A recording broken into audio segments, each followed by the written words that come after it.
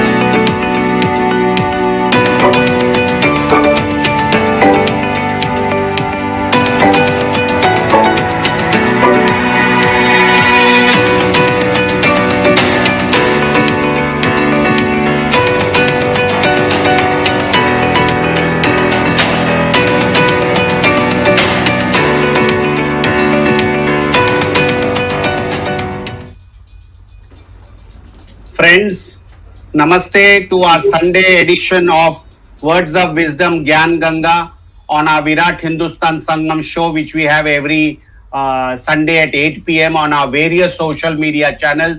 It is not limited to YouTube, Facebook, it is on Twitter, Periscope, Spaces, and many of our podcasts and other social media channels. So, we welcome to a very interesting program today. We, as you all know, it is 23rd of January, which is the birth anniversary of Netaji Subhash Chandra Bose, and today we are all celebrating the 125th anniversary of this great leader. And today's topic is unraveling the hidden truth of Netaji. And as you all know, Dr. Sawmy, our patron president of Virat Hindustan Sangam, will be speaking. We have another important high-profile guest, Chandra Kumar Bose, who is the grand nephew of Netaji Subhash Chandra Bose. He will be joining us shortly. There could be a slight delay in his joining because he's been hopping from one program to another in the city of Kolkata, for the celebration that is going on. I have to thank our viewers for the last episode, which crossed more than 60,000 viewers. I have to thank my co-host Arvind Chaturvedi and Ramesh Swamy, and our technical team led by Ashish Shetty, Swaminathan, Tejas Navalgul, Rakesh Gadgi, Ishwar Iyer, Ajesh Nair, and Vishal Mehta for their support to put this program together. So with these words, it will be over to Dr. Sawmy, who has been writing extensively, speaking on this subject, and have lot of information on Subhash Chandra Bose. And it is over to Dr. Sawmy to tell us more about Netaji and the background, and tell us many things which many of our viewers may not know. And our guest, Sri Chandra Kumar Bose, also will be joining us shortly. Over to Dr. Sawmy.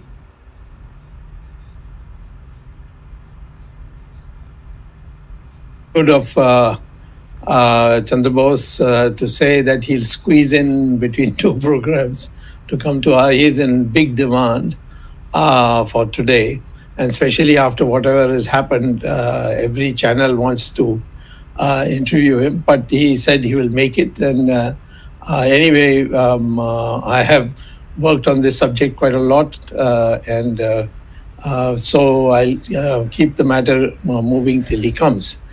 I would like to say why did I take so much interest in Subhash Chandra Bose?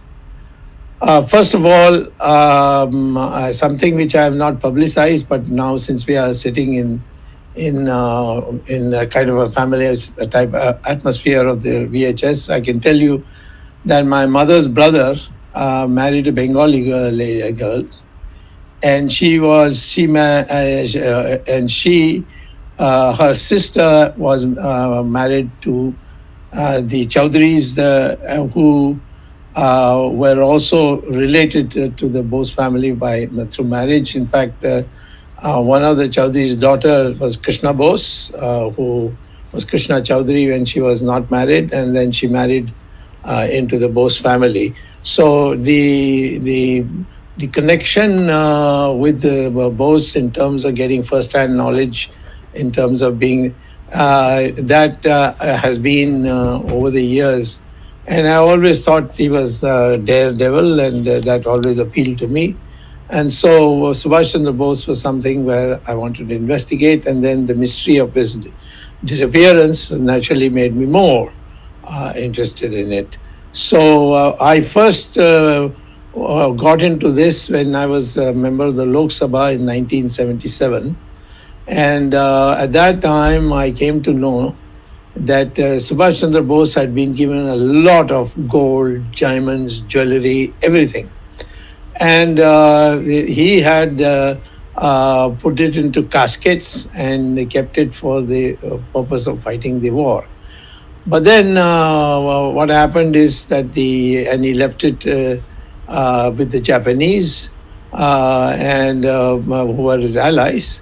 And then after the war suddenly ended, Subhash Bose then, of course, made his escape from Burma and Thailand and Singapore and on to Vietnam, where the last stop he had was, there way we know for sure, was in Vietnam. And then from there he's supposed to have flown to Japan, to Taiwan for refueling, and then on to Tokyo. But then suddenly the teleprinter, not the official Japanese government, which still was the old government before at that time. It was in 1945, August 18th, and they were devastated. They had agreed to surrender, but the new government of the Americans set up was not there at that time. So the idea was that the Japanese would fake his death. This is my surmise. And so they put out a press release on 25th of August. That is the 7 days after it. Now, why these 7 days, I'll explain in a minute. And they said that Netaji has been killed in an air crash in Taiwan. Now, that is Taipei was the capital of Taiwan. But no one went further into this till the Americans took over Taiwan in the first week of September. And then the CIA was asked to examine, and they put a report, which was kept secret for a long time till the Justice Mukherjee Commission was set up by the first BJP government on the direction of the Calcutta High Court. So the Calcutta High Court directed our government to set up a new commission and go into the new various facts that have come. And in that, they expressed doubts that he was killed in the commission of Justice Mukherjee expressed doubts about his being killed in Taiwan, and that was the first time this was raised. And although I must tell you that in 1991, when Chandrasekhar was Prime Minister, one day he called me and said, I want you to do an investigative work. The Japanese are saying there is a place called Rinpoche Temple where Subhash Chandra Bose's ashes are kept, and they want us to take it away. So could you go into this matter? And he said, I'll give you 2-3 of the secret files. You can have a look at it. And when I said, why not the whole file? I can read all of that. So he said, no, I'll give you only 3. And those 3 helped me to make up my mind that we should not accept their ashes as Subhash Bose's, because there was enough material, which I can't disclose because of secrecy, to say that it could not be Subhash Chandra Bose's ashes. So that background was there. In 1977, earlier, I ran into a story which that time was told to me by K.R. Malkani, who used to be the editor of Organizer. And he told me that there was a ICS officer who was by the name Damle, and he had brought Subhash Chandra Bose's jewelry in caskets from Japan and given it to Nehru, and he had been telling friends about it. Now, my father-in-law, that is my wife's father, was Jamshed Kapadia, he was ICS. So, of course, he was retired at that time in 77. But I was in Bombay and I stayed there only. And I asked him whether he knew Damle. He said, of course I know him. Damle is, I don't know where he's living now, but I know him very well. So I said he lives in Warden Road, which is near where we were staying. We were staying in Nepean Road. And he said, you just get me his telephone number, I'll speak to him. So he called him up and said that my son-in-law wants to meet you. Will you meet him? He said, of course, send him along. And of course, I was that time famous because of the emergency and what I did in Parliament and so on. So he was quite happy to receive me. And when I went, I asked him that I believe that you were responsible for bringing the caskets, big trunks of jewelry of the INA and given it to Nehru. So he said, how do you know this? So I said, somebody told me, and I'm just checking whether it's true or false. He said, no, it's absolutely true. I had gone to California to do some research work on an exchange program, and I got a telegram from the office of Jawaharlal Nehru that I must immediately proceed to Japan. And when I protested, saying, I've just come, I have not done my research yet, the second telegram said, you'll be dismissed from service if you disobey this. So he went, and he was given the trunk, told that it has to be delivered directly to Jawaharlal Nehru. So when his plane took off and landed in Delhi, in those days, none of you will remember this. I remember the airports of that time. There used to be at most one flight a day, and you literally walk down, and then in about 30 yards there would be the airport door. So, but the then Secretary General of the Foreign Ministry, he actually climbed into that flight and told this Damle that you give me this trunk, which was, of course, was so big that they had to remove 2-3 rows of seats to put it in. And so he said, no, I've been told to give it to the Prime Minister. I'll give it only to the Prime Minister. So they seated him in the car with the trunks, took him to Tinmurti, and it was given to, presented to Jawaharlal Nehru, who was waiting for them.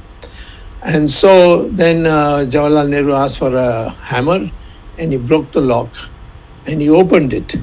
And he saw diamonds, jewels, all sparkling, but with a lot of soot and so on and so forth, perhaps because he went through the war area or something. And then he shut it down and then asked Damle, anything else? He said, no, these are the 2 trunks that were given to me. So he said, then you can go. After that, nobody paid any attention to it till I heard this story, and I went back and told Moraji Desai. Moraji Desai, of course, they were like Nehru. So he said, you better be right, otherwise you're this thing, because I already had addressed a press conference and all that. And so he called up Damle, and Damle confirmed it, everything. And so one day Moraji went to the archives, and in the archives he located the trunk. And the trunk showed by the card stuck to it that it had been delivered to the Prime Minister's residence in Tinmurti and stayed there for 1 year. After that, it was sent to the External Affairs Ministry, of which Jawaharlal Nehru was also the minister, and there it stayed for another 2 years. And then after that, it went to the to the archives. So when Moraji went to the archives, he saw that there were some gunny bags in which was said to be the trunks. So he said, okay, get it open. He opened it and he found nothing but mud, small rocks, pieces of wood, and so on. That means that whole those tools has been emptied by Jawaharlal Nehru, because that's what it was there. Now, we can proceed further on it, because after that the Janata Party began to have a doubt. Welcome, Chandra Bose. Swami, yeah. Mr. Chandra Good Bose evening. has joined us. Namaskar. Sorry, I'm a little late. I got delayed. I know you must be the bridegroom today. Exactly. But bridegroom without a bride. That's the thing. So, well, I mean, your aspirations are your bride, and you got her. Right, sir. So I'm just pointing out the background, and I'll take another 5 minutes and then hand it over to you. And I know you have to leave at 8:40 also. I also told them that I'm very distantly related to the Bose family through the Chaudhrys, through Krishna Bose, who was herself a Chaudhry, and through my uncle, which I've kept it more or less secret so far. But anyway,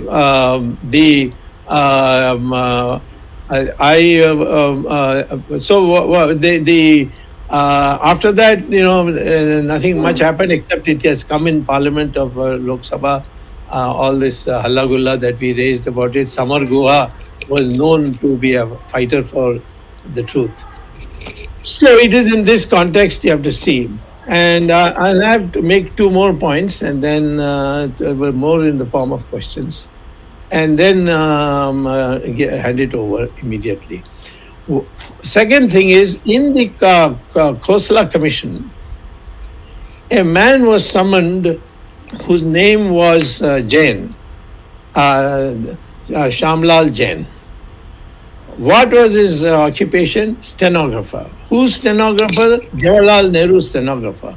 When? 1945 to 1948. So this was a person who was summoned by Justice Khosla. And Justice Khosla asked him a number of questions, cross-examined him. His point, that is Shamlal Jain's point, was that on the night of December 26, 1946, he was summoned by Jawaharlal Nehru, who was then, interim prime minister or whatever they were called. And he, along with Asaf Ali, who was sitting by, asked him at 11 o'clock at night, he phoned up Shamlal, asked him to come right now with your typewriter, with a carbon, and two sheets of paper, one for copy. So he says that when he went there, he saw Jawaharlal Nehru.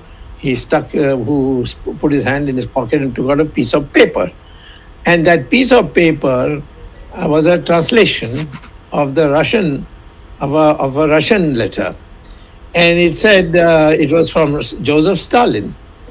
And it said that I have got the custody of Subhash Chandra Bose. Tell me, what is your attitude towards him now? So that was the letter which he said this to Khosla. Khosla has recorded his interrogation, or whatever you call it, interview, and put it in the appendix, but never dealt with it. Just so that people forget it, because the appendix is a huge amount. Who's going to go through all this? Nobody will raise it. Now, so Jawaharlal Nehru then told him to make a clean copy, because it had a lot of crumbling and all. He said a clean copy of that. With that, he addressed a letter to, he told the stenographers to write to Attlee and say that rascal Stalin has just informed me that he's got Subhash Chandra Bose in his custody, probably for blackmail. And therefore, I want to tell you that he is a war criminal, not for us, but for you. That is telling the Attlee that. And therefore, you have to deal with this problem. So that letter was typed, and the carbon copy was taken over by Jawaharlal Nehru. And the carbon itself, Jawaharlal Nehru took it and tore it into little pieces and put it in his wastepaper basket. And then the letter was then, he himself took it, he himself stuck some stamps on it and put it in his pocket, so must have delivered it the next day. I don't know whether he went by post or whatever other means, because Jawaharlal never had the capacity to send it through people. But anyway, the fact of the matter is it reached Attlee, and Attlee then acted in conjunction with Jawaharlal Nehru in dealing with this problem, according to what has come out. Now, the issue is, why is it that the stenographer's version was not subject to further cross-examination? And they made his life so miserable that Ramlal Jain he used to live in Meerut after retirement. He sort of just went underground and he was not available. And now when I traced him to Meerut, he had already passed away. So therefore, that is the time when we have a first indication that he went to Russia. Second thing is that Subhash Bose from Bangkok landed in Saigon. And in Saigon, he went by another plane. Where? To Dalian. I don't know whether Jagdish Shetty, when I went to Dalian, you had also come or not. Yes, I had come. I asked the Chinese for a copy of any correspondence, etc. They said no, the Russians were in charge of Manchuria. They've taken it all away, so we have nothing. So the Russians did have Subhash Bose's custody because two visitors were sent by Jawaharlal Nehru. And both of them were later on rewarded. One was the High Commissioner in London, Mr. Krishna Menon, and the other was a professor of Oxford, Dr. Radhakrishnan. And Radhakrishnan became vice president, later president, and Menon became the defense minister and was a great buddy of Jawaharlal Nehru. Now, I think, frankly, we have not yet seriously asked the Russians to part with evidence. If you ask Putin, he will say, no, I have nothing, because he knows it will implicate the Nehru family and he is very close to the Nehru family. So we have to keep this in mind and see that. So this is one. Second thing which I will address, and then I'll hand it over. I will address our valuable guests today this question, that Narasimha Rao, and I was I held a minister rank position with Narasimha Rao's government, had decided in 1992 to award Bharat Ratna to Subhash Chandra Bose, and it was duly signed by the President Venkatraman. And so Bharat Ratna is to be awarded to Subhash Chandra Bose. But the family, and here we have a member of the family, I mean a real member of family, not roundabout one. He must tell me whether this is correct or not, because this is what Narasimha Rao told me. He said that the family is refusing to accept it because the award is written as posthumous, and they still don't have any confirmation that Subhash Chandra Bose is no more, and therefore they will not accept this award. So it is still lying there. No new Bharat Ratna once given, and till it is accepted, nobody can remove it. So it's a part of a thing that has to be completed. So I think that now, with Subhash Chandra Bose being in his 125th year of birth, after birth, one would say the probability is very, very high that he is no more. In which case, I think the family should, it is my opinion, the family sentiment is more important, they can decide. But I think he should, they should accept this, and there will be another big ceremony for that. And there will be another way for bringing Subhash Chandra Bose. We have got Subhash Chandra Bose photograph hanging in the Central Hall of Parliament. And we need now this Bharat Ratna, which Nehru has got, Sardar Patel has got, Ambedkar has got, many others have got.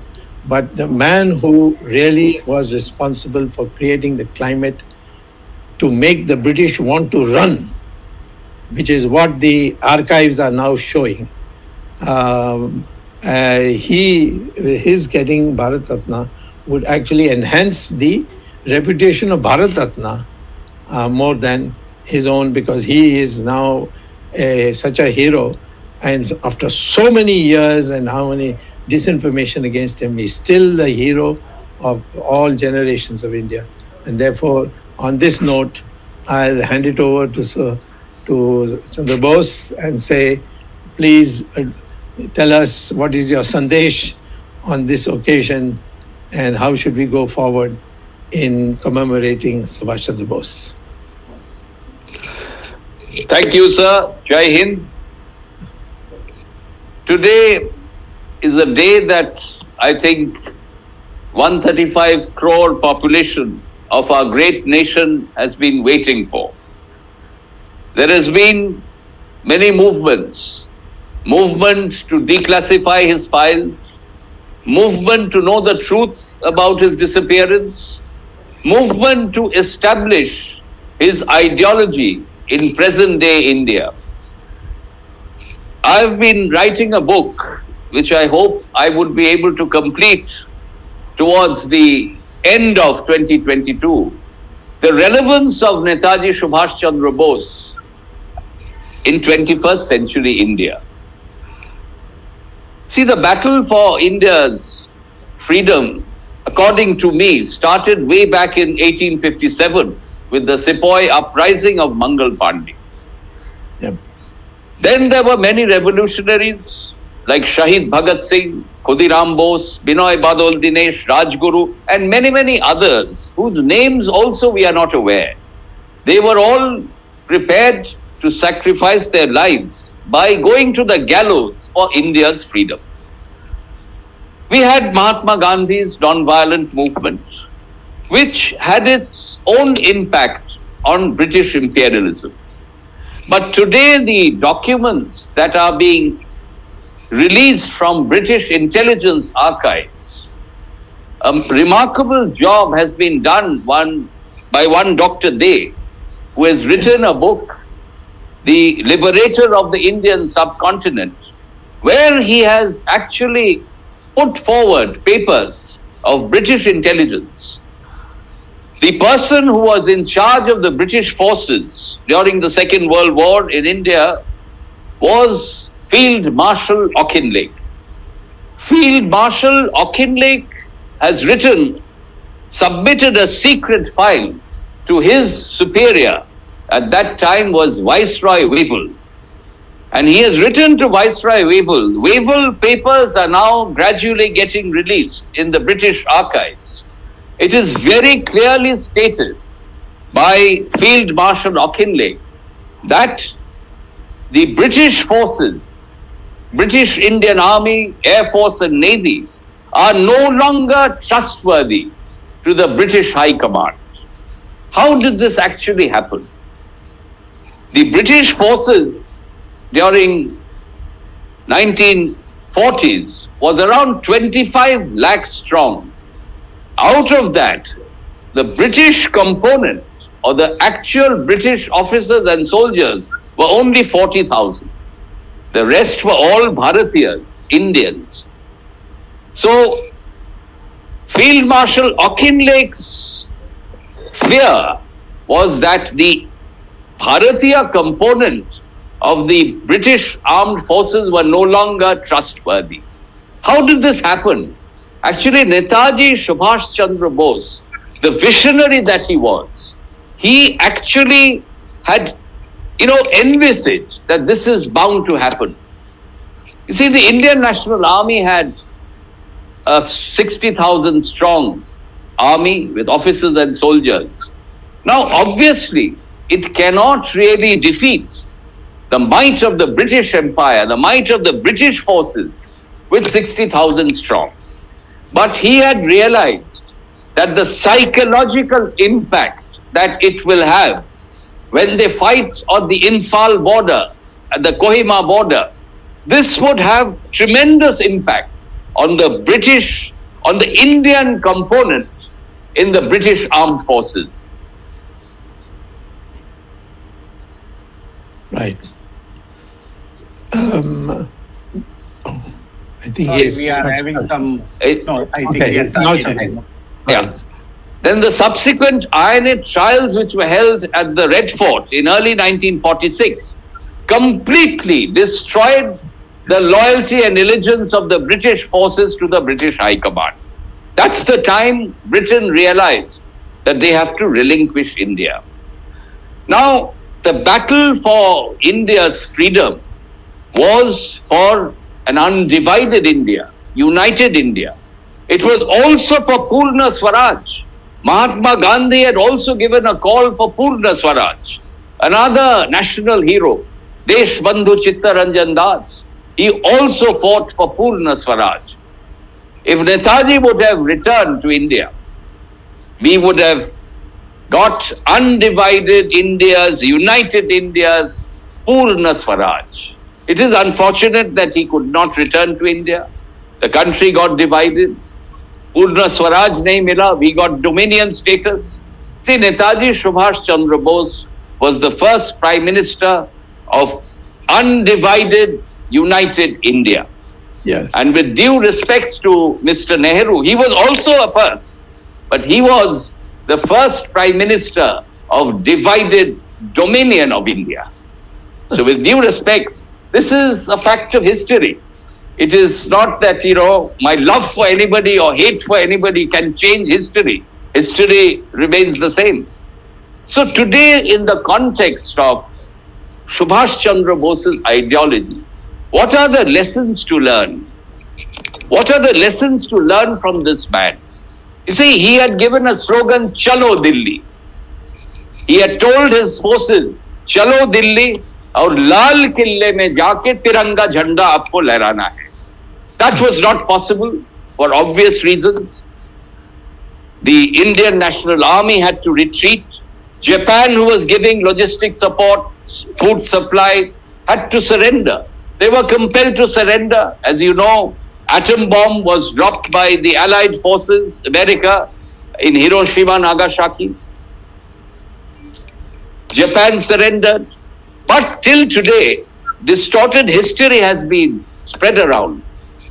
Netaji Subhash Chandra Bose and the Azad Hind government and the Indian National Army has not surrendered till today.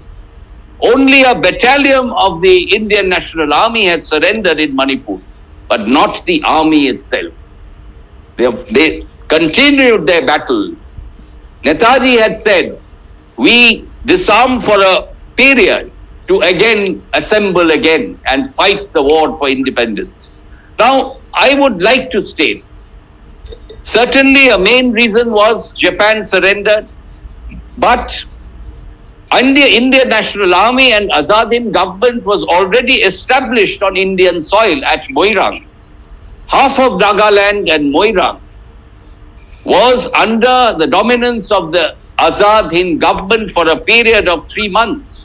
The historic day, 14th of April 1944, when the Indian National Army defeated the British forces on Indian soil for the first time at Moirang, Manipur, and hoisted the tricolour on Indian soil on 14th of April 1944. This history has been suppressed. It is time this history is documented. You see, independence for even one day is independence. 3 months, Indian National Army and Azad Hind government were present in Manipur. Netaji had given instructions that you continue the march. You know that song that even today when we hear that song, our blood boils. Kadam kadam badhaye ja, khushi ke geet gaye ja, ye zindagi hai qaum ki, ye qaum pe lutaye ja.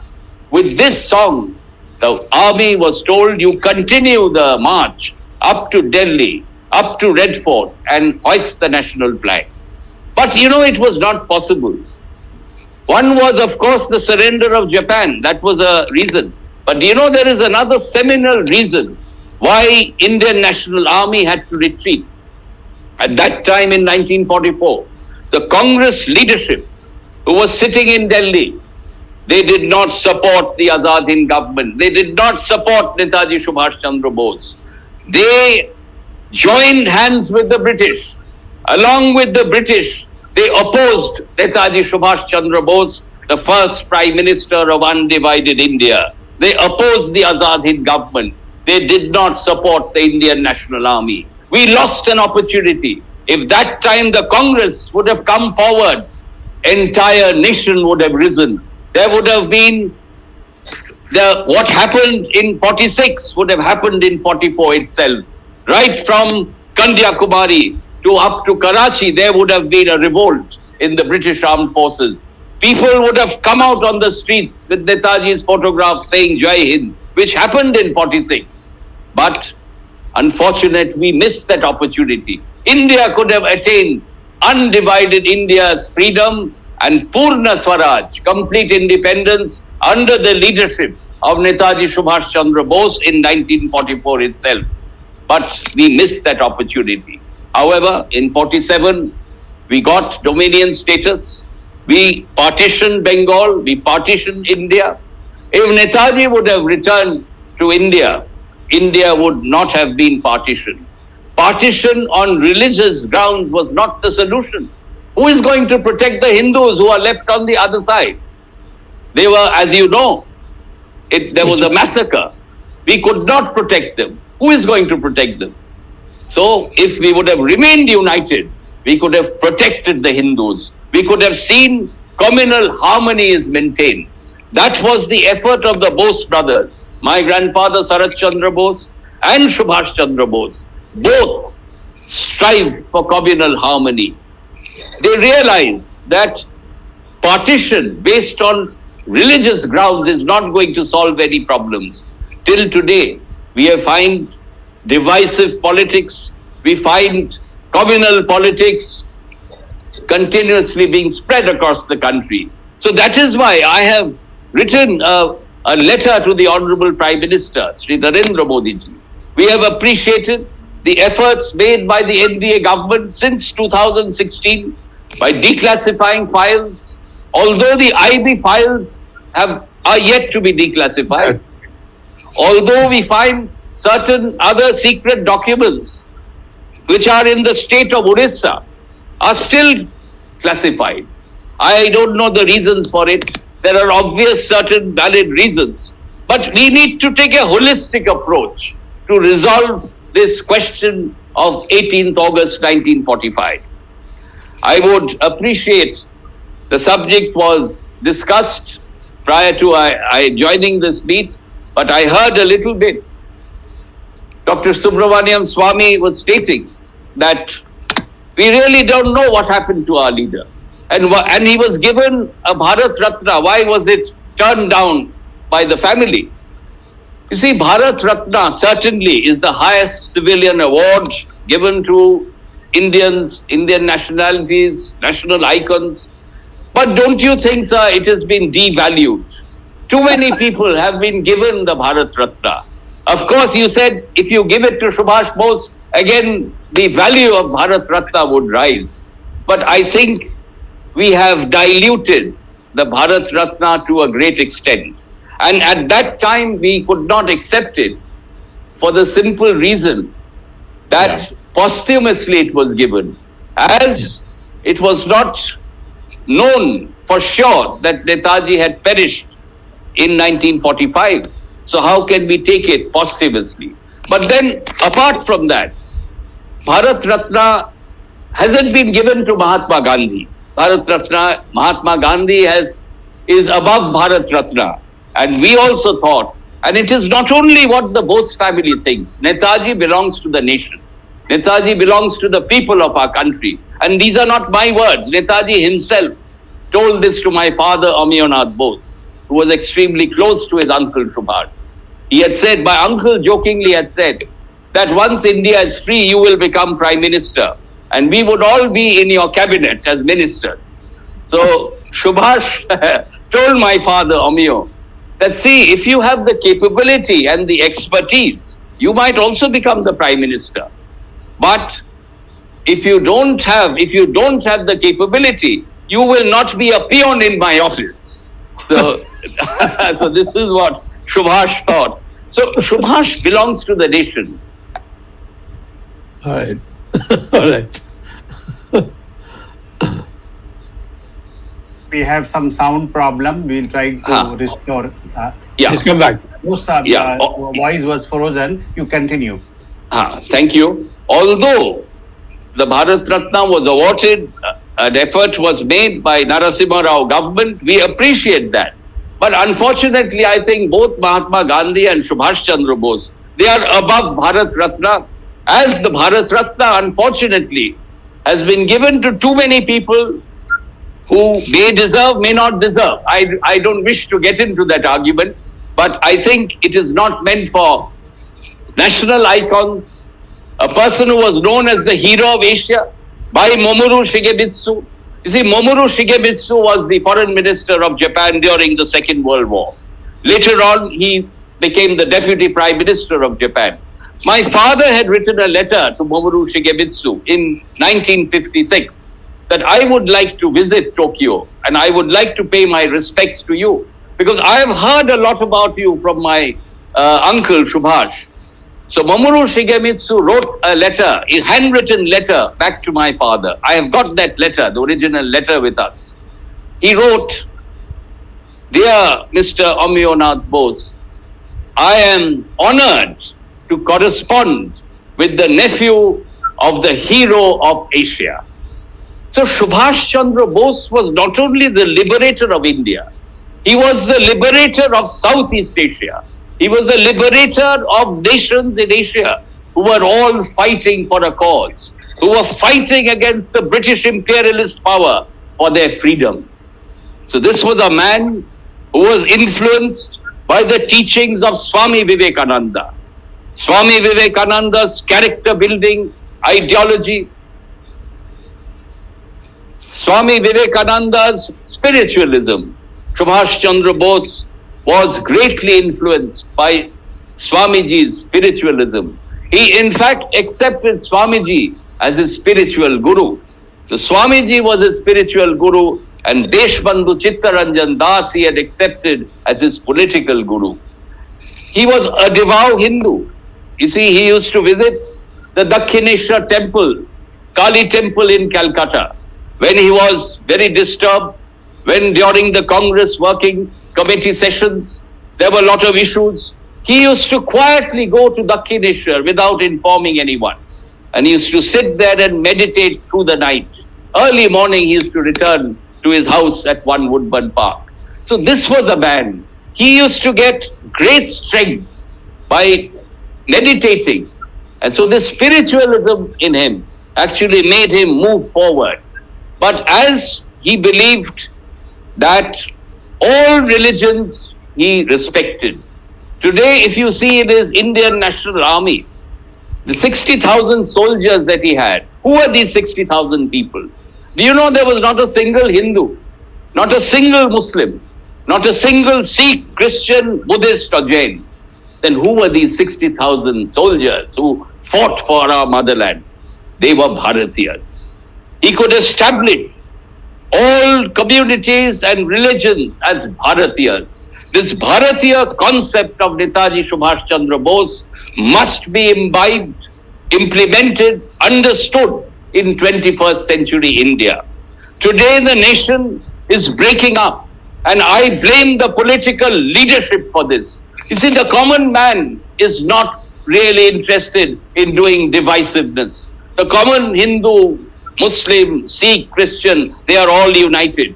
It is the political fraternity. All political parties, I am not singling out any single political party, all political parties and their leadership have encouraged divisive politics, vote bank politics, and communal disharmony. I think the time has come. We need to save the concept of India. The concept of India is unity through diversity. But let us just not make a statement. Netaji Subhash Chandra Bose practiced what he preached. What he thought that Bharatiyas must fight together. So he actually implemented his concept in the Indian National Army. So friends, we can continue discussing on the life and times of Netaji Subhash Chandra Bose. But time is short. There is another program that I have to attend. So we would again discuss. I am very honored that you have given me this opportunity to say a few words, to share my thoughts on Subhash Chandra Bose, his concept of Bharat, his concept of Bharatiya. You know, this has to be understood. And I have appealed to the Prime Minister that you are a tall leader. You must come forward. You must rise above petty politics. Unite the nation based on the concept of Subhash Chandra Bose. Today we have inaugurated his statue. Netaji has arrived to Delhi. Netaji said, "Chalo Delhi." He is now at India Gate. He is adorning the canopy, which was once, it was housed by the King George V. Netaji has dislodged King George V. The British Empire is finally gone. So there stands Netaji tall in front of India Gate. But you cannot really respect Subhash Chandra Bose by constructing a museum, by restricting his gigantic personality within the four walls of a museum. You really cannot honor Subhash Chandra Bose by erecting and unveiling a statue of him. You can only really honor Subhash Chandra Bose by practicing his ideology, by accepting the man what he stood for. Then only we would really honor Subhash Bose by uniting the nation, by uniting all communities as Bharatiyas and taking India forward. Inclusive development can never happen unless you are inclusive in your ideology. So let us, on 125th birth anniversary of the liberator of India, Netaji Subhash Chandra Bose, let us salute him. Let us salute the 60,000 soldiers of the INA who did not hesitate to give up their lives. Let us pay respect to 26,000 soldiers who were martyred for India's freedom. So India is free, but we need to maintain that freedom. Netaji wanted political, economic and social freedom. We have probably achieved political freedom, but we are a far cry away for attaining social and economic freedom. We need to work towards that. Let us work towards an India that Netaji envisioned. With these words, I thank all of you. Thank you. Jai Hind. Jai Hind. Jai Hind. Well, just before you leave, I'd like to remind you that Attlee had come after ceasing to be the Prime Minister to Calcutta. And at that time, there was no governor appointed. So the Vice Chancellor of Presidency College, I think, was made as acting governor. And he held a dinner meeting for Attlee. And in that, a question was asked of him that you won the war and Gandhi lost the Quit India movement. Yeah. How is it that still you were in haste to leave India and go? Is it because Gandhi's ideology and his satyagraha and so on had overpowered you? Or was there some pressure from some foreign power? He said, no. There was only one reason we left, and that is Subhash Chandra Bose and nothing else. This is on record. It can be produced because it was a speech given. It's there in several newspapers of that time. And this was from Clement Attlee who came to India and to address, to address a meeting in the Presidency College, and there he said this publicly. So there's no doubt about this factor that, but for Subhash Chandra Bose, the British would not have packed their bags and run. Second, we now know that the Indian freedom started with the formal freedom started with October 21st, 1943. And I think our history books should record that. And of course, we need to set this question at rest once for all. If all the papers are declassified, and that is that Subhash Bose did not die in a plane crash, but he died in the Soviet Union, for which we have now enough evidence. Only now people are just making indications, but there's plenty of evidence, some of it which I can't disclose also because I've given my word that I will not make it public unless the government makes it public. But I can show it to you. So therefore, let's not, the work is not over, what you started. And I must say to the credit that many of us in the middle had forgotten about Subhash Chandra Bose in the sense. It's the family, people like you, who kept the thing fire, and you took a tough stand. Where compromise was offered to you, positions were offered to you, you rejected it. And you said, nothing doing on this issue, there'll be no compromise. So this is a tribute to you and your family, and you have been particularly very articulate spokesman, and I think we are very thankful that you came here, and we don't want to hold you any longer because we know you have another engagement. Thank you, sir. Thank you. Yeah. Okay. Right. On behalf of Virat Hindustan Sangham, I wish to thank Chandra Kumar Bose ji for having joined us. Our program will continue, but we are very grateful for you to have been given this insight to our viewers, which are across 125 countries, and our viewership goes from 70,000 to a lakh. And today is a big show because we are on various social media channels. Thank you, Chandra Bose ji. Thank you, sir. Thank you. Jai Hind. Jai Hind. Dhanyavad. Dhanyavad. Jai Hind. Continue our show. Dr. Sawmy, you can continue after what he has said, and we will have a further discussion on various other aspects. There's been a lot of comments from our viewers, and our viewership across the various channels is very much rising, and we can see from the comments. Dr. Sawmy, you can please continue.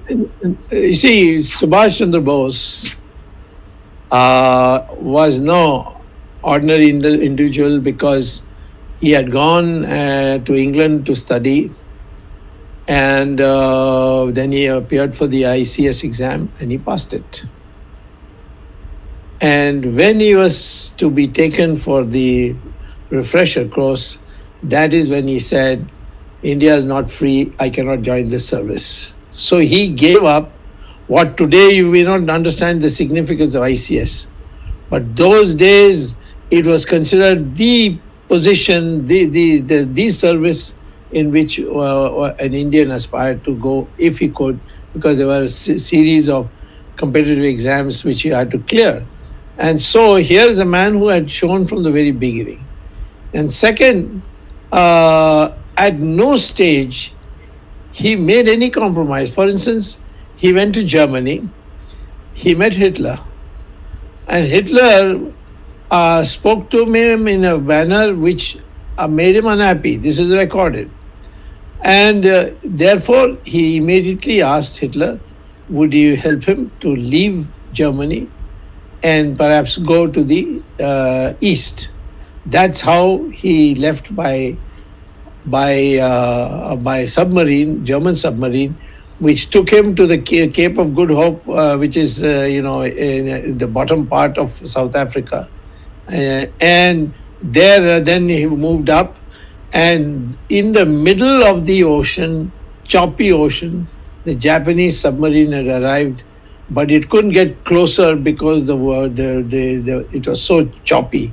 So he was as about one swimming pool apart. I mean, that means about 50 yards. And he got out of the bouncing submarine, which he came by, swam, and then entered the Japanese submarine and then went on. Now, this kind of bravery, very few people have, and he demonstrated it. He maintained accounts very meticulously. That's why people gave their gold, their diamonds, their jewels, which of course now is with the family of Jawaharlal Nehru. But the fact is that he demonstrated that. When he was president, he was the one who said that in the beginning India must have planning. People say, oh, Jawaharlal Nehru brought in planning. Jawaharlal Nehru had nothing to do with planning. The first resolution of Congress party was in 1938 when Subhash Chandra Bose moved a motion that when India becomes free, India will have planned economic growth for the first 5 decades, that is for first 50 years. So that it was that basis when people started studying what is planning, how to do it, and so on. So when we became independent, become 5-year plans, all these things became very easy because we had already been doing this. Similarly, on his concept of the military preparedness.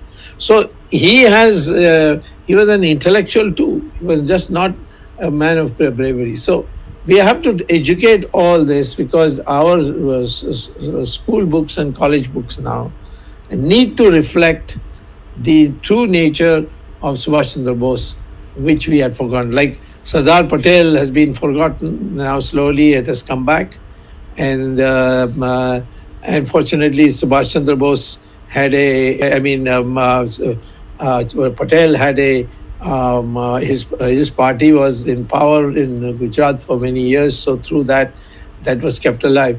But in the case of Bengal, because the communists took over and they hated Subhash Chandra Bose because they were with Stalin, and at that time Stalin had teamed up with the British, and so because of that the vulgar cartoons and so on which they brought. So in this context, we have to see that how he had withstood all this, and even in the last moment, the only miscalculation was the double cross by Joseph Stalin, according to me. Otherwise, he had all the plans ready, and the British themselves knew that, and that's why Attlee said it is because of Subhash Chandra Bose that we decided to leave. Now, one of the document files which can't be released, which Chandrasekhar orally told me, was that it would implicate many important Congress leaders, that they were complicit with the British in seeing that Subhash Chandra Bose, if possible, is eliminated or reduced to such a situation that he ends up in prison somewhere. This is the kind of conspiracy that was carried out. And we know that even when he defeated Mahatma Gandhi's candidate was defeated in an open poll. Those days parties used to have polling.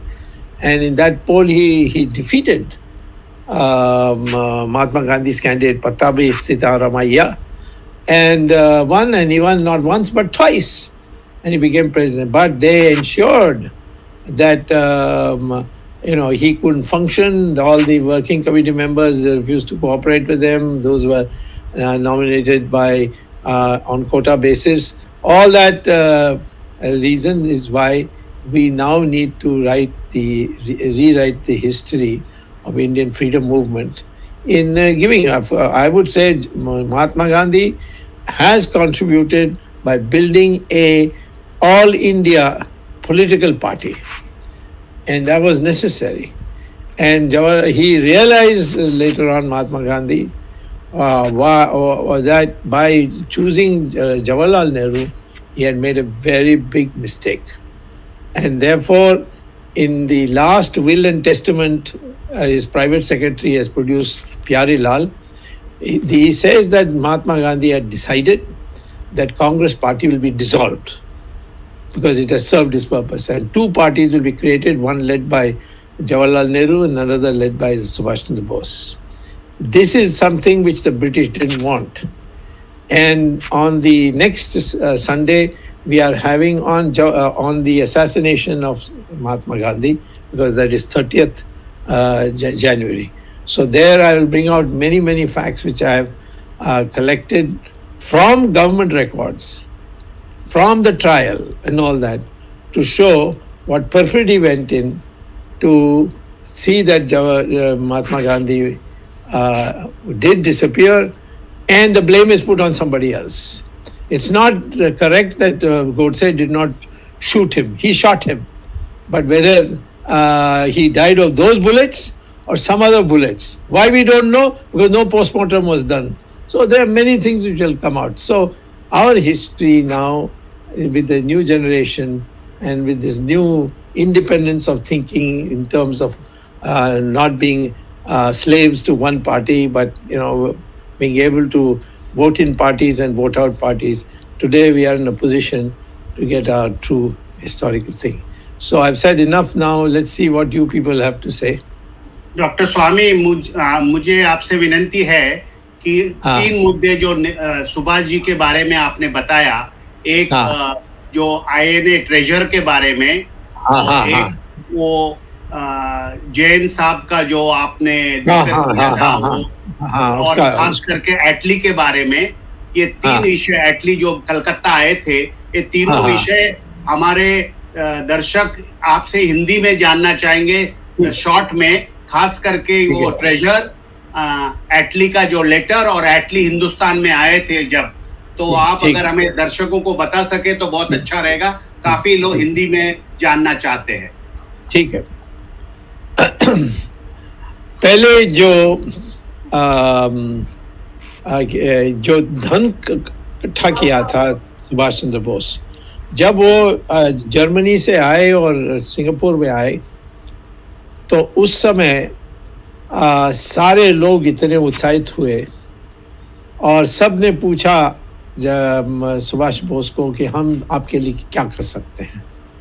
तो उन्होंने कहा जो लड़ने के लिए तैयार हैं वो आगे आए, जो लड़ने के लिए कोई विवशता है, कोई मजबूरी है, तो वो धन दे हमें।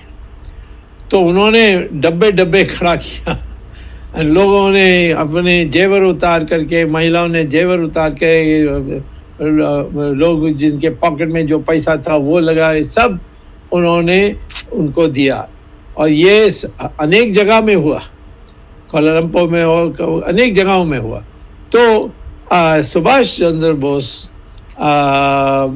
के जो रूबीज, डायमंड्स, जो हीरा, ये सारी चीज़ों को उन्होंने एक अलग से डब्बा में रखी थी, और जो सोने की चीज़ थी उन्होंने दूसरे एक अलग डब्बा में रखी थी, कि जब सारी अन्य चीज़ जो हैं वो ख़त्म होने के बाद इसकी हम उपयोग करेंगे। यही जापान के उन्होंने जापानीज़ को सेफ कीपिंग के लिए, यानी सुरक्षित रखने के लिए दिया था। और यही इंटेलिजेंस ब्यूरो और जापान यानी युद्ध को हारने के बाद उन्होंने ही गलती से बताई हमारी सरकार को कि सुभाष चंद्र बोस के 2 बड़े बड़े यानी कैस्केट्स हैं, इसको आप हम हिंदुस्तान भेजने चाहते हैं। जैसे रिंको जी का जो एशेज़ हैं उसको भी भेजने के लिए कहा था, बट हम लोगों ने उसको माना नहीं था, चंद्रशेखर गवर्नमेंट ने माना नहीं था। वैसे यहाँ भी इन्होंने आग्रह किया कि भाई इसको आप ले जाओ। तो जवाहरलाल नेहरू को समझ में आ गई और उन्होंने डामले को कहा जाके लेकर आओ, और डामले ने मुझे खुद बताया था, तो इसमें कोई संदेह नहीं है। और मोरारजी देसाई ने आर्काइव्स, नेशनल आर्काइव्स जो है, वहाँ जाकर खुद देखा, वो डब्बा खाली था, उसमें मिट्टी थी, पत्थर थे, लकड़ी थे, परंतु कोई जेवर नहीं था। तो इसीलिए ये जो इशू है इसको दोबारा हमें करना चाहिए। इसमें पार्लियामेंट में 1977 में हमारे लोकसभा के रिकॉर्ड्स में बहुत है, प्रेस में बहुत है, तो इसको आधार बना करके पता करना चाहिए कि ये कहाँ है। और इसीलिए मैं समझता हूँ कि सुभाष चंद्र बोस की स्मरण में उनके लिए हम भी जो भी बनाएंगे, जो भी इमारत बनाएंगे, जो भी हमें करनी है, उसके लिए इसमें से सरकार को भी साधन मिलेगी। अच्छा, तो ये है जहाँ तक जो हीरा और सोना एट्सेट्रा।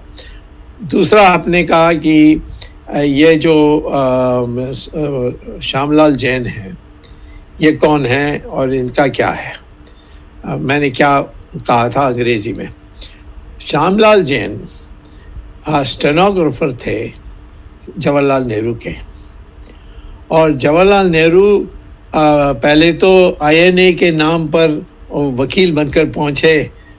वैसे ज़्यादा वकालत नहीं की, परंतु पब्लिसिटी में बहुत हुआ। लेकिन उनके लिए एक स्पेशल ऑफिस दिया गया था दरियागंज में, और बाद में तो वो उनको प्रधानमंत्री की शपथ भी दिलाई गई थी ऑफ द इंटरिम गवर्नमेंट। परंतु उस समय जब वो गए थे तो वो श्यामलाल जैन किसको कहते हैं, उनको बुलाया गया था खोसला कमीशन के सामने, 1 मैन कमीशन। और वहाँ खोसला तो बिल्कुल पक्ष में थे जवाहरलाल नेहरू के, तो ये तो सबको पता है। और उनके सामने उन्होंने उनसे बयान ली थी। तो उस बयान में उन्होंने ये कहा था कि एक दिन रात को दिसंबर 26, 1946 को मुझे फ़ोन आया था जवाहरलाल नेहरू से, और कहा कि तुम क्या कर रहे हो। उन्होंने कहा मैं सोने के लिए जा रहा हूँ। इसे नहीं, तुम तुरंत आ जाओ। इसे फिर मैं कपड़े बदलना पड़ेगा। इसे नहीं, पजामा में ही आ जाओ, लेकिन साथ में एक कार्बन और दो सफ़ेद शीट भी लेकर आओ, और तुम्हारा टाइपराइटर भी उठा के लाओ। तो ये सब लेकर वो वहाँ पहुँचे जवाहरलाल नेहरू के ऑफिस में, जहाँ असफ अली भी बैठे हुए थे। उनके सामने उन्होंने बात की थी और कहा इसको कि मेरे पॉकेट में एक ये पर्चा है, ये आई है, ये किसी ने अंग्रेज़ी में ट्रांसलेट करके लिखी है, ओरिजिनल रशियन में है, तो ये जो अंग्रेज़ी में हाथ से लिखी है उसको टाइप कर लीजिए। तो उसने पहले उसको टाइप किया, तो तुरंत उसको ले लिया। उसके बाद उसने कहा कि अब एक चिट्ठी का डिक्टेशन देता हूँ एटली को, और उसमें उन्होंने, और श्यामलाल भी कहते हैं जस्टिस खोसला को कि वो चिट्ठी को मैंने पढ़ा, उसमें इतना है कि स्टालिन नेहरू को कह रहे हैं कि आपका सुभाष चंद्र बोस मेरे कब्ज़े में आ गया है और इसके साथ क्या करना है। USSR, सोवियत यूनियन और इंडिया की दोस्ती के लिए हमें क्या करना है। तो उसको लेकर इन्होंने एटली को चिट्ठी लिखा, जिस चिट्ठी का कॉपी जवाहरलाल नेहरू ने अपने हाथ में, यानी श्यामलाल जी को कॉपी रखने नहीं दिया, एक कॉपी बना था, वो खुद उसको ले लिया। तो उन्होंने अपने मेमोरी से क्या उसने पढ़ा है ये लिखकर उसने और चिट्ठी जो है जो एटली को लिख रहे हैं वो भी मेमोरी से उन्होंने लिखकर कमीशन को दिया। अब उसमें स्पेलिंग मिस्टेक्स हैं, ये है वो, तो लोग कहते हैं ये सब बकवास है, नेहरू को तो अंग्रेज़ी बहुत अच्छा आता था, ये कैसे स्पेलिंग मिस्टेक होगा ये सब। एनीवे बात जो हुई वो ये कि उन्होंने कहा कि मुझे ये बताया गया है, इन्होंने इस एटली को लिखा कि ये रास्कल स्टालिन ने मुझे अभी संदेश भेजा है कि सुभाष चंद्र बोस उनके कब्ज़े में है और मुझसे पूछता है कि क्या करना है उसके साथ। तो मैं कहता हूँ कि सुभाष बोस तो वॉर क्रिमिनल इंग्लैंड के लिए है, ब्रिटेन के लिए है, तो ये आप ही कदम उठाइए, और मेरी कोई इसमें मदद चाहिए तो बता दीजिए, परंतु आप ही इसको उठाइए स्टालिन से बात करके। तो ये 3 लोगों ने मिलकर ये तय किया कि सुभाष बोस हम तीनों के लिए खतरा है, तो इसीलिए इसको ख़त्म करना चाहिए। और तो सुभाष बोस को कब ख़त्म किया? 46 में किया, 47 में किया, 48 में किया, 51 में किया। अब उसमें अभी मैं नहीं जाने चाहता हूँ, परंतु इतना ज़रूर है कि सुभाष बोस को साइबेरिया में वहाँ कैंप में इन्होंने भेजा था, और वहाँ हो सकता है कि उस ठंड में उसमें गंदे खाने के कारण वहाँ सुभाष बोस मरे या इन्होंने उनको मार दिया। ये नहीं, ये सारी बातें बाद की बात है। और इसके लिए मुझे जब ये येल्सिन आया था गोर्बाचेव के बाद, और उन्होंने एक डेमोक्रेटिक सोसाइटी बनाने के लिए ऐलान किया और इलेक्शंस भी कराई, उस येल्सिन के टाइम पर यहाँ जो ये रशियन एम्बेसी में लोग आए रशिया से, वो सब हमारे देश के साथ एक नया रूप में दोस्ती चाहते थे। तो उसमें मैं आपको यहाँ बताने चाहता हूँ कि उसमें एक हैं जो फिर बाद में जाकर एक हाई पोजीशन में थे, वो तो नंबर 2 थे एम्बेसी में। उन्होंने मुझे कहा था कि सुभाष बोस को साइबेरिया में उसकी अंत आई थी। कैसा आई वो बताने के लिए तैयार नहीं था, परंतु उन्होंने कहा कि मेरा नाम कभी नहीं लेना है, और ये है। तो एक तरफ ये है। दूसरा है कि राधा कृष्णन को एक दिन जवाहरलाल नेहरू ने कहा कि क्योंकि वो भी वामपंथी थे, उनको भेजा। उनका बेटा गोपाल भी बहुत वामपंथी है, तो उनको रशिया भेजा, और वहाँ मेरी राय में सुभाष बोस को स्टालिन ने दिखाया, और बातचीत हुई नहीं हुई मैं नहीं जानता। एक कमरे से और उनको एक खिड़की से दिखाया, ये मैं नहीं जानता, बट सुभाष ये गए इसीलिए। तो आकर उन्होंने फिर नेहरू को रिपोर्ट किया, और मुझे लगता है कि नेहरू के उसके बाद जो प्रेम हुई थी रशिया के साथ या यूएसएसआर के साथ, वो यही है, और उसका पीछे यही है कि सुभाष बोस की जो वास्तविकता है वो उसमें वो पकड़े गए थे। तो ये दूसरी बात ये है कि जहाँ तक ये हमारे जैन हैं श्यामलाल, उन्होंने तो हिम्मत की, उसकी जीवन बहुत ख़राब की, उसको बड़ी मुश्किल में आखिर में वो फिर उनका देहांत भी हुई, परंतु उनका रिकॉर्ड में है। वो कहाँ है? एनेक्स में है। किसकी एनेक्स? खोसला कमीशन रिपोर्ट में। कहीं अंदर उस पर कोई टिप्पणी है? कुछ नहीं, जैसे वो था ही नहीं, परंतु क्योंकि वो आकर ये देकर गया तो उन्होंने उसको अपेंडिक्स में डाला, तो आप उसको पढ़ सकते हैं। तो ये दूसरी बात है।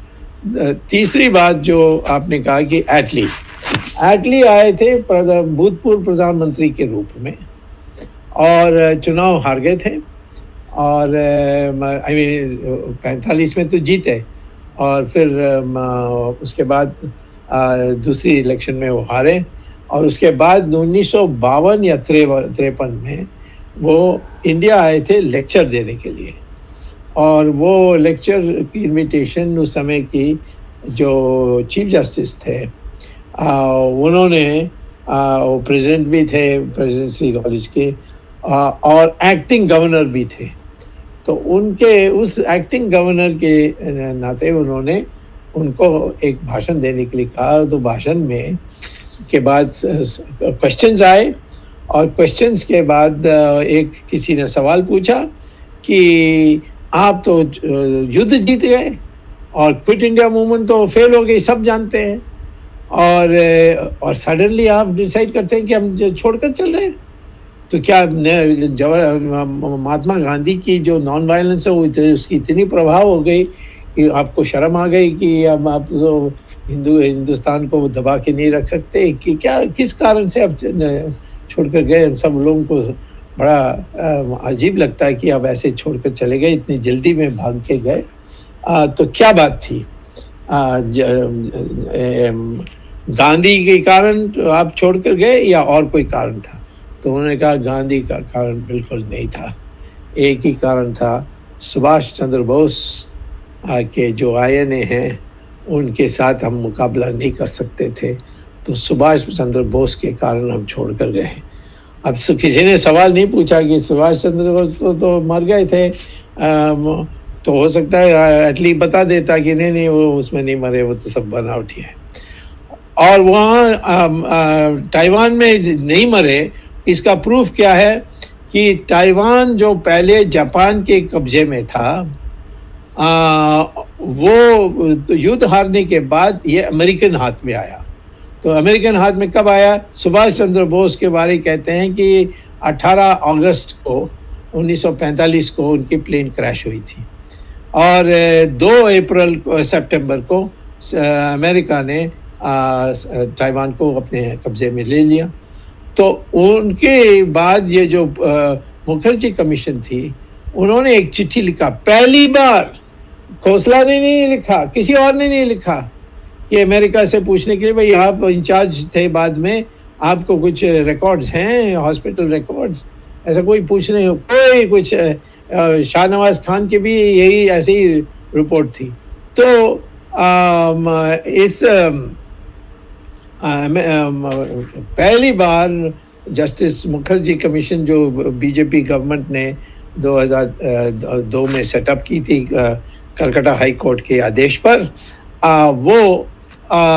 उसमें उन्होंने सीआईए को चिट्ठी लिखा और रादर उनके गवर्नमेंट को लिखा, उन्होंने सीआईए को भेजा। तो वहाँ से आया है रिपोर्ट, ये अवेलेबल है, ये पब्लिश्ड है इस कमीशन रिपोर्ट में, मुखर्जी कमीशन रिपोर्ट में। उन्होंने कहा है कि हमने पूरा जांच की है, यहाँ कोई प्लेन क्रैश नहीं हुआ, यहाँ कोई हॉस्पिटल ने कोई जला हुआ मिला नहीं, ये कुछ नहीं, हमारे पास कोई एविडेंस ये है कि ऐसा कुछ हमारे यहाँ हुआ नहीं। तो इससे ज़्यादा आपको और क्या साफ है? खोसला गए थे ताइवान में जाकर पूछने के लिए? खोसला बिल्कुल नहीं गए। क्यों नहीं गए? यही इसी से आपको पता लगता है कि ये सब किस तरीके से इसको यानी दबाने के लिए कोशिश की गई थी। तो इसीलिए मैं ये कहता हूँ कि आज हमें ये बात को भी फिर खुलवाना चाहिए। मुखर्जी कमीशन अपने पूरा काम नहीं कर सकी क्योंकि भाजपा की सरकार हार गई और कांग्रेस सरकार ने उसको सब लपेट के बंद कर दी। तो उसको दोबारा खोलना चाहिए और उस पर जांच होनी चाहिए। Thank you, Dr. Sawmy. I just have one question, Dr. Sawmy. What is preventing this government that has been in 8 years and to release the Netaji Subhash Chandra Bose files? What was the reason that they need to not release it? What is so confidential? What is it that is preventing our government from saying that the Chinese have crossed into Indian territory? Obviously, you think there'll be retaliation. You're worried about the retaliation. Not only about Chinese, but on this matter. Well, I mean, there are a lot of interests which don't want the truth to come out about Subhash Chandra. After all, it will turn the the public of India totally against the British, totally against the Soviets, of course now the Russians. The Russians have enormous, deep pockets in India. So they're all terrified. And the Americans never liked Subhash Bose because he had met Hitler and he was with the Japanese, and the Americans hated the Japanese of that period. So this will require a Indian attitude towards Subhash Bose, not how can I save my backsides. And another interesting fact that Netaji's name was made very popular in the south by Muthuramalingam Thevar, another lion of the south. That's right. You have That's right. talked about it a lot. And you know what Nehru did to him? He put a fake murder charge against him, sent him to jail, and ruined his health inside the jail. And no one was ready to come. Only two Tamil Brahmin lawyers came, argued the matter, and he was acquitted after 4 years in jail. By the time he came, his health had collapsed. And Muthuramalingam Thevar was the person who made the British realize that they have to leave Tamil Nadu. If you see, before Muthuramalingam Thevar, all files that went to the British, now in the British Museum, of the governor of Tamil Nadu, or that was called the Madras Presidency those days, he says that all over India we may have to leave. This is where, as late as 1937-38, he said we have to leave. But Tamil Nadu will be loyal to us because we have managed to create a division between Aryans and Dravidians, which is of course a nonsensical, bogus concept. So it was then they held the elections, and Raja Ramnadu was a stooge of the British. He stood as a candidate, and Muthuramalingam Thevar stood against him. And the British had decided to arrest him before he could file his nomination. So at the last minute, when it was half an hour left for the nominations to close, Muthuramalingam Thevar came in a horse, went straight to the place where they had filled out the form, and again ran away. And he never turned up for the elections, and he won by a landslide. And then the British governor writes, "Today I am saying we will not be able to retain Tamil Nadu in case, or rather Madras Presidency, in case the rest of India will leave." So this is Muthuramalingam Thevar. And the way they put him, a congressman should be asked this question. Today they want to take his name. But I am saying that what they did to him, and Satyamurthy was with him, but Satyamurthy died much earlier in 1943. So Sardar Patel also passed away quite early. So by the time Muthuramalingam Thevar, this happened to him, there was no one to speak up for him. When I argued that his statue should be put up, Gujral was the Prime Minister at that time, I.K. Gujral. He asked me, "Who is this Muthuramalingam Thevar? Is he your relative? Why are you so keen on it?" Now I said, first of all, he's not my relative. But second, this is all he did. And his only minus point was that he was with Subhash Bose. And Jawaharlal Nehru targeted him because of that. Arvind? Thank you, Dr. Swamy.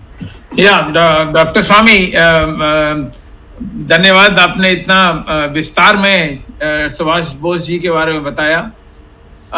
मेरे मन में बहुत सवाल हैं जो मैं समझता हूं कि हमारे इस कार्यक्रम के दर्शकों के मन में भी होंगे।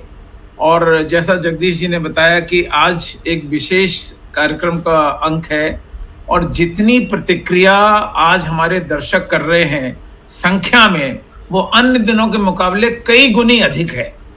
इससे हम ये अंदाजा लगा सकते हैं कि नेताजी सुभाष चंद्र बोस जी के बारे में भारतीय जनमानस का कितनी रुचि है और कितना वो प्यार और सम्मान नेताजी को करते हैं। एक कार्यक्रम हमने वर्ड्स ऑफ विजडम ज्ञान गंगा का पिछले वर्ष किया था नेताजी सुभाष चंद्र बोस जी के विषय पे, जिसमें हमने जनरल जी.डी. बख्शी को भी बुलाया था। और उस कार्यक्रम में कई बातें हुई थी जो आज हमने एक नई परिभाषा देखी, नया ज्ञान हमें प्राप्त हुआ। चंद्र कुमार बोस जी पिछले कार्यक्रम में नहीं आए थे। तो सबसे पहले तो मैं ये जो सवाल मैंने उस समय भी किया था और आज भी करना चाहता हूँ, मुझे मौका नहीं मिला, मैं चंद्र कुमार बोस जी से पूछता था। मुझे याद है आपके घर पे उनसे जब मुलाकात हुई थी तब भी मैंने उनसे ये सवाल पूछा था 1 साल पहले, तो वो जवाब नहीं दे पाए थे। जवाब ये है कि सुभाष चंद्र बोस जी की मृत्यु का अंतिम सत्य क्या है? और पिछले कार्यक्रम में आपको भी याद होगा, मैंने एक प्रश्न पूछा था कि अनुज धर ने बहुत सी किताबें लिखी हैं इस विषय के ऊपर, और अनेक भाषाओं में उसका अनुवाद भी हुआ है। सुभाष चंद्र बोस के बारे में एक रहस्य था कि पश्चिम बंगाल में एक शॉलमारी आश्रम था, उसके जो बाबा थे वो नेताजी सुभाष चंद्र बोस कहलाते थे। फैजाबाद गुनामी बाबा, शॉलमारी आश्रम अलग था। फिर दूसरा था गुमनामी बाबा जो फैजाबाद में थे, कई वर्षों तक रहे, 84 में 85 में उनकी डेथ हुई। और मुझे याद है ये समाजवादी सरकार थी जब उन्होंने उनका जो खजाना था जो पाया गया था उसके बारे में जांच की भी व्यवस्था की थी जब अखिलेश मुख्यमंत्री थे। और तीसरा एक है, बहुत बड़ी फॉलोइंग उत्तर प्रदेश में है बाबा जय गुरुदेव की, और बाबा जय गुरुदेव के बहुत आश्रम है पूरे उत्तर प्रदेश में। और बाबा जय गुरुदेव का भी एक क्लेम हुआ था कानपुर में, मुझे याद है आज से 40 साल पहले, और कई दिनों तक बिल्डअप हुआ था कि बाबा जय गुरुदेव जो हैं वो सुभाष चंद्र बोस हैं और वो प्रकट होने वाले हैं। तो ये 3 अलग तरह के क्लेम थे। अनुज धर की किताबें हैं, सरकार का वक्तव्य है, आपने जो बताया, जनरल GD बख्शी ने जो हमारे पिछले कार्यक्रम में बताया, ये अंतिम सत्य हमारी सरकार कब देगी, और क्या ऑफिशियल, जिसको कह सकते हैं official version of the death of Netaji Subhash Chandra Bose, will it ever be revealed? It will be revealed. यानी हिंदी में बोलूं या अंग्रेजी में? Up to you, because we have bilingual viewers. All right, let me, because I saw somebody scroll saying I'm from Tamil Nadu, please speak English. See, the thing is this: if you want to know if a government is to give a categorical answer to put the matter at rest, then you will sully the reputation of Jawaharlal Nehru and Mahatma Gandhi also. Why are we afraid? Are we afraid of that? Are we afraid of that? Well, so far we have been in the pursuit of the truth. We can take that risk. I will tell you that when between me and Chandrasekhar, this was the fight. He said, I will not let you see all the files. I'll give you 3 for that Rinpoche ash to. But ये तुम आओगे, तुम जवाहरलाल नेहरू का नाम खराब करोगे and all that, ये सब इतनी प्रतिमा इतनी साल लगती है बनाने के लिए, उसको 5 मिनट में आप उसको ध्वस्त करने चाहते हो. This kind of thing Chandrasekhar said to me. So there were people who felt that, for instance, we know that Dange, who was a communist, was on the payroll of the British. But Govindwala Pant never let it come out in the public, because he was the home minister at that time, because he felt that they will destroy this man. And somehow the impression is that, you can hide these things, and the truth is not a standalone virtue up to now in India.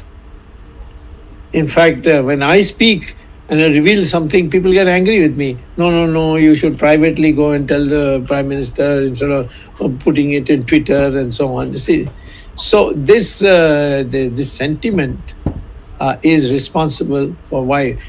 According to me, it is very easy for us to say that Subhash Bose was alive, and these are the 5-6 reasons, and that he went to Russia. These are the 5-6 reasons for that, and that he was killed there, and this is the reason for it.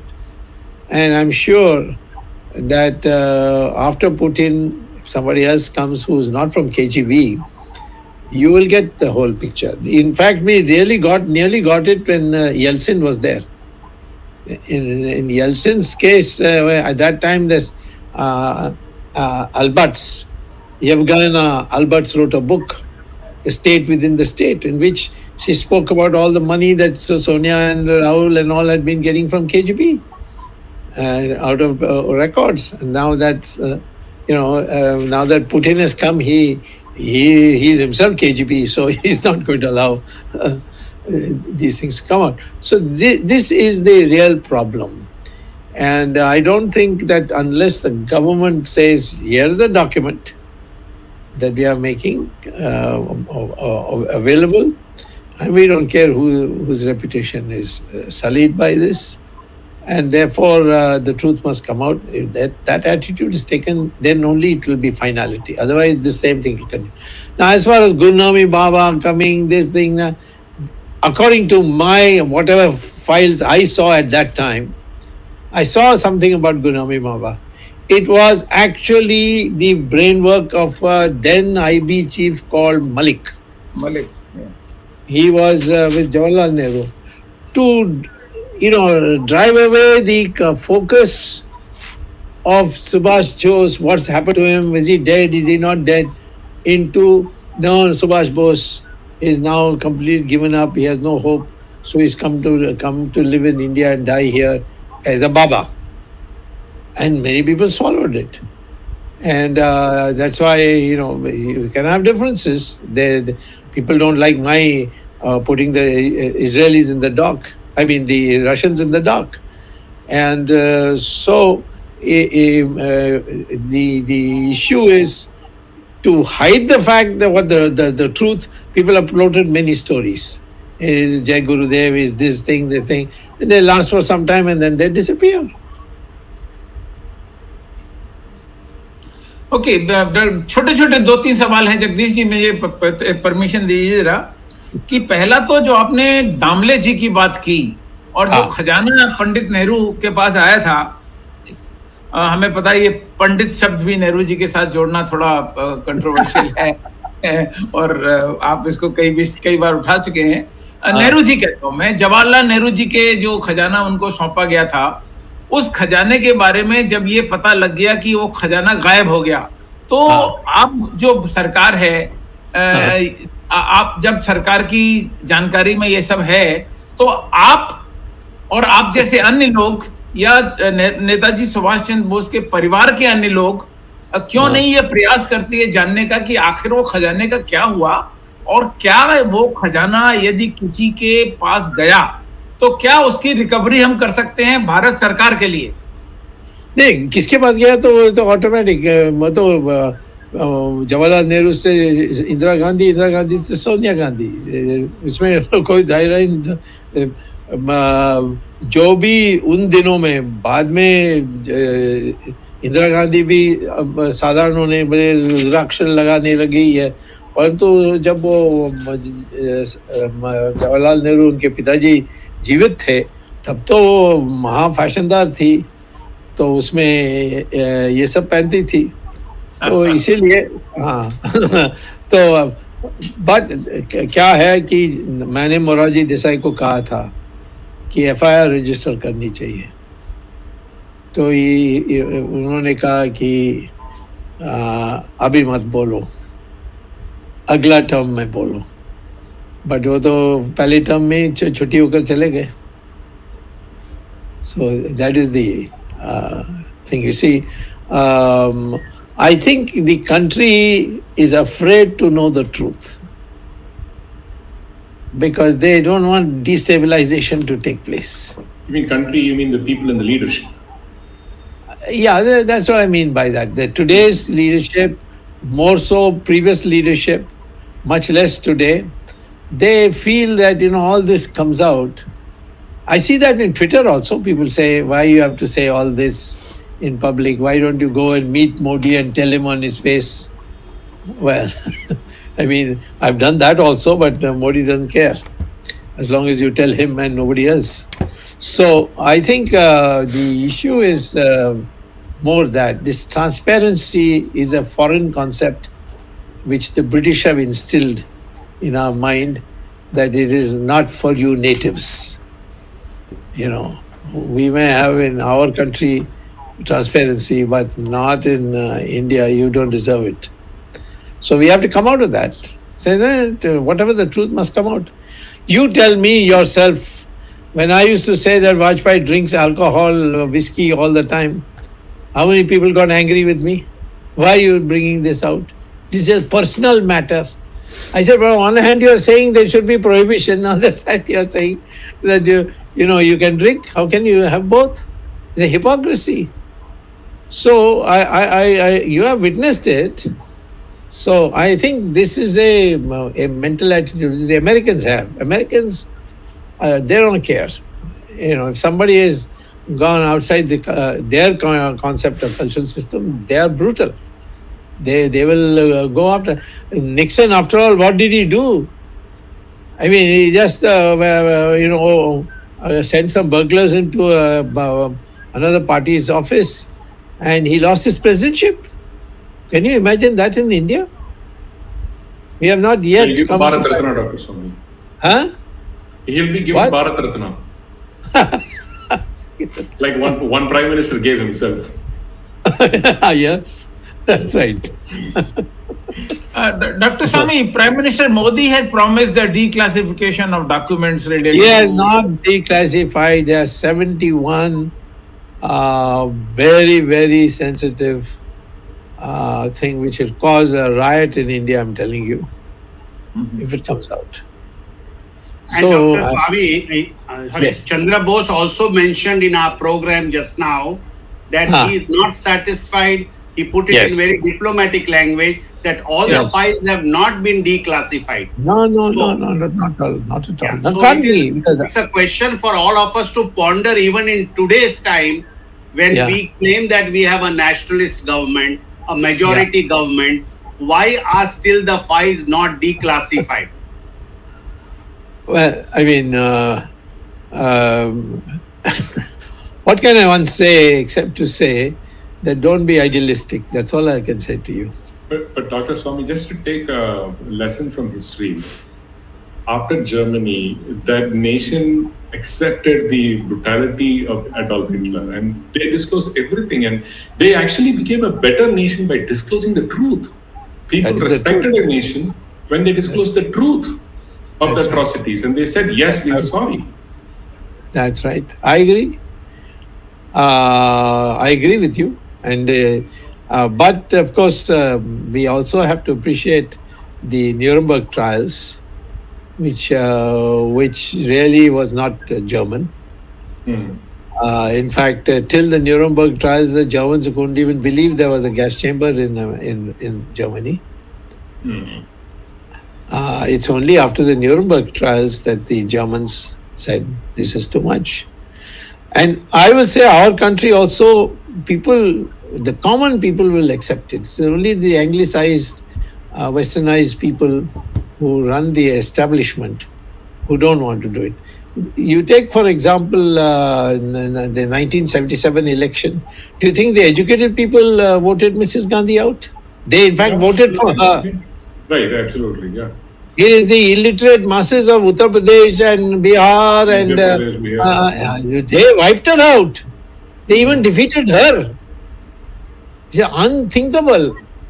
But Dr. Sawmy, even in modern times, even if Yes. you look at, to some extent, even the 2G scam that you broke, people Yes. accepted it, right? Basically Yeah, saying that, you know what? yeah, that's so right. It is No, shocking. I agree with you. But the problem is this kind of attitude is not with the leadership. It is don't disturb, don't rock the boat. Don't rock the boat. You're saying that even today when I'm speaking, people are worried that I might rock the boat and then BJP may break into 2 or 3. This is the fear. Not that this is a value which you must uphold. But it's coming. Slowly it'll come. We are much better than what we were with 40 years ago. Nesrutva has become Nerutva. Dr. Sawmy, what do you say about the amendment of the wordings of Jana Gana Mana, which was actually originally given by Subhash Chandra Bose with different wordings? No, the Jana Gana Mana was of Tagore, but the wordings, definitely. I have said it many times in Twitter also. I've written a letter to Modi also, saying that the words that were put together by Subhash Chandra Bose is the one. When you read it, you feel immediately, wow, we must have this as the... but even that is not done. Even this today's adoration for Subhash Chandra Bose was not there when I was a student. We thought that he is some kind of stooge of Hitler, and this is the kind of thing that used to go around. Thank you, sir. Dr. Thank you. Sawmy, before you, By I the way, just I would add to you one thing. Several of Subhash Chandra Bose's relatives are pro-left, in fact pro-Russian. So if any member of the Subhash Chandra Bose family tomorrow say, no, he died in Taiwan, then be sure that is because of their influence, their being for. And I would include some very close people. I won't name them here. It's not necessary. It's not an issue. But anyone who comes with this theory, which is other than the Russian thing, according to me, is doing it at the bidding of Russians. So family is divided on this issue. Not the family in Bengal, but the family in Germany. Okay, one more thing Chandra Kumar Bose said, I'll just take 1 minute. He said that Netaji had unfurled a Indian flag on 14th April 1944 in Manipur. Yes. And some people suggested in our comment box also, I was reading, that why not observe 14th April 1944 as the day of the independence instead of 15th Day of Independence. Day of Independence is 21st October 1943, when he formally declared that this is the independent nation of India. The other one was where he unfurled the flag. Yes. So no, but the original, he had a ceremony also in Andamans. Yes. But that we don't include because he didn't declare there. He just said that it has been liberated. Right. before Arvind Chaturvedi winds up, Dr. Sawmy, with your consent, I just want to share, make an observation. It has been noted in numerous books by a lot of authors that some of the precious jewels or necklaces which were part of the collections of or donations given to our Netaji was sometime traced to the close family of Nehru and their successors, and many mentions are there. Some talking about Padmaja Naidu noticing it, it's somebody from the Nehru family having it, and they trace the origin to this box. So it is not that, you know, these people, some of those people who are in power were chindi chores, that what was donated to the INA and to Netaji's leadership, some personal family members of those who are in power had even stolen it, and it is part of the legacy they are continuing. So the government also must pay attention to this. Well, I'll tell you some one anecdote, not a long one, because we are really pushing the clock. Jawaharlal Nehru gave one of the most special diamond rings from that to Padmaja Naidu. I think you people know or don't know that Padmaja Naidu was the daughter of Sarojini Naidu, but she was also, shall I put it diplomatically, very close friend of Jawaharlal Nehru. So she, towards the end of her life, she started staying with Indira Gandhi in one Safdarjung Road. And then when she died, Sonia Gandhi insisted on washing her body and wrapping her up in the in a new sari and all that. And then she was taken for cremation. Now, Vijay Lakshmi Pandit, who had her eye on this diamond ring, and our brother didn't give it to her, knew that he had given to her. So she came making an issue. Where is that ring? And she wrote a letter to Indira Gandhi also. And that letter is available with some difficulty. So what had happened? It had gone into Madam Sonia Gandhi's hand. That is why she wanted to bathe her. Okay, Arvind, we have exceeded our time. Please go ahead. Absolutely. Yes. In fact, we knew the moment this program was announced and the kind of interest was shown by our viewers that this program, there will be a lot of issues. And unraveling the truth about Netaji, we have also unraveled some truth about Nehruji in this program.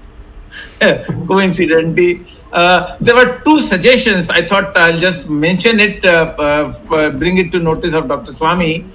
One is that some viewers have suggested, in fact, this has been a long pending demand, that Netaji's photo should be there on the currency notes in India. And this issue of replacing Mahatma Gandhi or not replacing Mahatma Gandhi, also having one series of currency notes where Netaji Subhash Chandra Bose's photo could be there. That is also one of the major demand, and that also we could consider. And some of the people can take it up with the government and should be done. Of course, Modi ji has inaugurated today the copy of the, not copy actually, the one form of the statue of Netaji on the India Gate, and it will be installed subsequently. That's a good thing. And unlike Mahatma Gandhi, where some people have opposed to Mahatma Gandhi, some people favor Mahatma Gandhi, I have yet to see an Indian who opposes Netaji Subhash Chandra Bose. Any ideology of Netaji Subhash Chandra Bose, cutting across the state, caste, religion, everything, Netaji Subhash Chandra Bose is number one idol and the freedom movement initiator for Indians. Yeah. Great tribute to him. Thank you, Dr. Sawmy. You have been writing about these issues. You have been speaking about these issues. You have raised these issues with the government also. In several forums, you have brought it forward. And it is now time for government to act. Thank you, Ramesh Swami ji. Thank Jagdish ji. Thank you, Ashish Shetty, the technical team led by Ashish Shetty, Gadgi Rakesh, Ishwar Iyer, Tejas, Swaminathan, Vishal Mehta, Najesh Nair. This program is longest in the history of Words of Wisdom Gyan Ganga, and it is a fitting tribute on 125th anniversary of Netaji Subhash Chandra Bose. Rightly or wrongly, he is not given any title like Mahatma Gandhi was called Rashtrapita. In fact, Bose deserved much more than a Rashtrapita, if there was any Rashtrapita. But in fact, this has been a controversy of late. Some people have been also prosecuted by criticizing Mahatma Gandhi. This is not our purpose. Our purpose is to recognize the contribution of leaders such as Netaji Subhash Chandra Bose. Thank you very much. We will be meeting again next Sunday, 8 p.m. Like other programs, and with a new topic, and our mentor, Dr. Subramanian Sawmy, and another speakers. Thank you very much. We will be meeting next Sunday, 8 p.m. Till then, namaskar. Jai